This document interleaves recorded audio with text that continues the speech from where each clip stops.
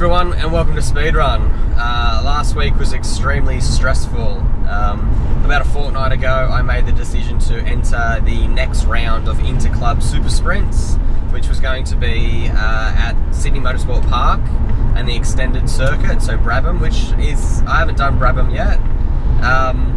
So yeah, I thought that since the track day South Circuit for RTDC in March, that there wasn't really much to get done in preparation for the car, other than, you know, drain the brake fluid and the oil. But that's not how it panned out, unfortunately. Doing a bit of a check on the car last Sunday, I managed to get the oil done and do all that. Going through just the arms and doing just a general check of the car, I found that the rear camber arms, the bush had completely destroyed itself. It was all worn and you know, it just looked like it had disintegrated, really. There's a lot of movement and play within the arm itself. So I've just gotten the wheel off, and if you guys can see in there where that bushing is, one side's nearly all gone in that camber arm, and the other side's gonna fall apart. So I'm gonna rip out the arms and see what the damage is like.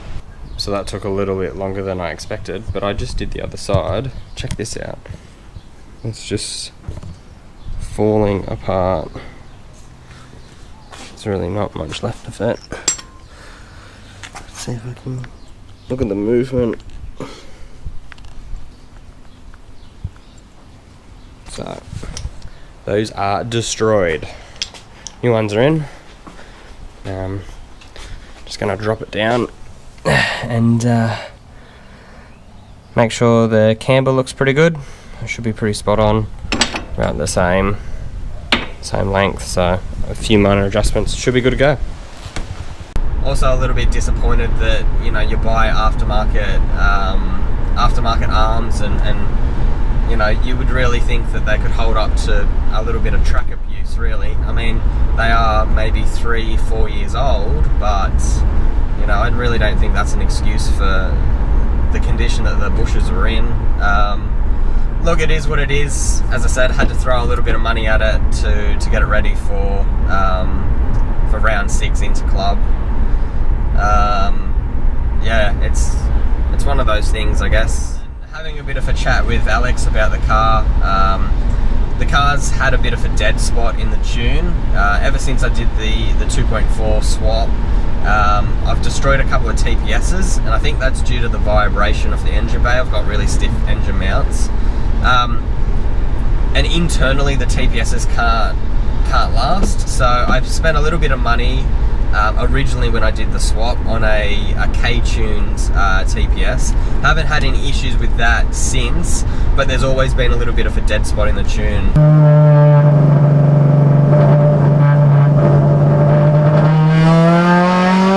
So thought, yeah, might as well contact Benny from Benchmark Solutions and see if he can fit us in. Benny's extremely busy at the moment and said, yeah, look, I'll make it work, I'll fit you guys in. Do you want to go E85? So had a bit of a chat with Benny as to what we needed. I knew I needed bigger injectors to cope with the E85. So what we ended up doing is we sourced some 600cc injectors. Benny's wired them in. He did a new injector loom, which looks really good. And yeah, I'm now on E85. Don't have any footage of the car actually on the dyno, which is a little bit unfortunate. With work and a few other things that were going on, I just couldn't get there when it was actually getting tuned. But I've got a bit of a video of me picking up the car, so let's take a look at that. So I've just turned up at Benny's workshop. He's just gotten the car off the dyno. Went pretty well, it's pretty healthy, and I'm going to take it for a quick spin. So let's see that E85 start up, shall we? Oh.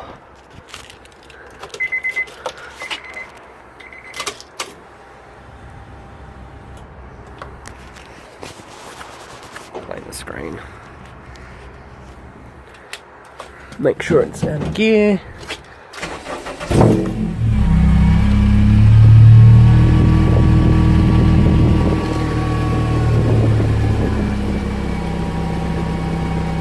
so that's pretty good.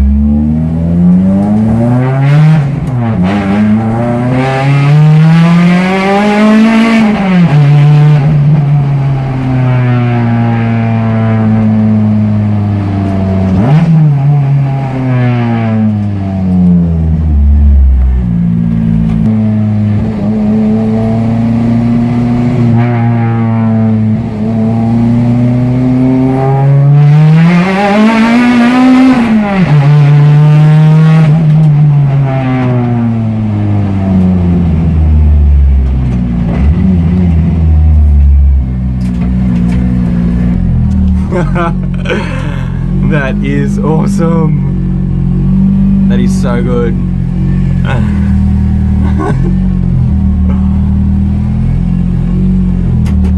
Oh man.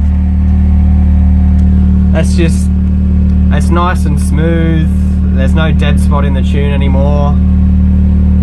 Loving it. Benny has done an awesome job.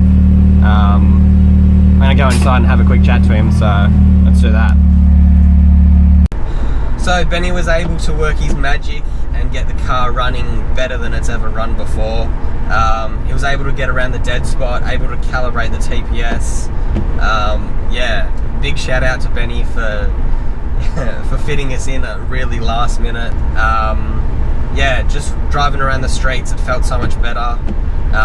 Obviously couldn't go full throttle or really give it much in the industrial estate, but really comfortable with how the car felt, how it came onto power, and it was really interesting to have a look at the dyno graph. So Benny actually had a comparison between a K20 with similar modifications and compared it to my K24. So here's a little bit of a clip in the comparisons. So what does the K20 make? Made 148. It's exactly the same as you. Exactly the same. On 98. On 98. That was the one that had just headers, intake and exhaust. Right. But that's a full Type R motor. Yep. And yeah, but man, it's pretty nuts. Look, the torque's bananas.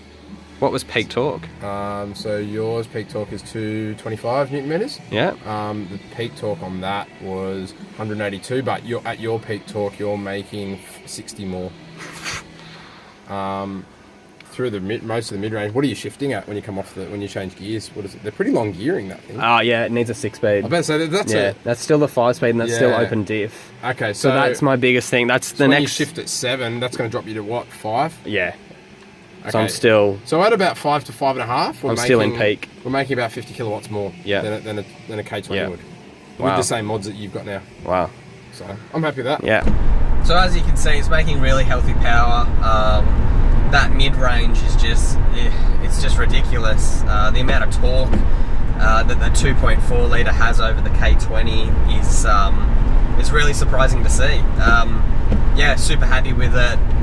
As I said, love it on E85, and yeah, hopefully it drives well at the track. Look, sorry the video's all over the shop. I was super stressed and just really didn't focus on capturing the whole week and what we had going on. My main focus was to make sure that everything was done and that the car was ready for Sunday. So that's probably where we're going to finish this video up. Thanks for tuning in, everyone. Next video, we'll dig deep into the track day and see how I go. Make sure nothing breaks along the way. And yeah, until then, stay tuned to Speedrun.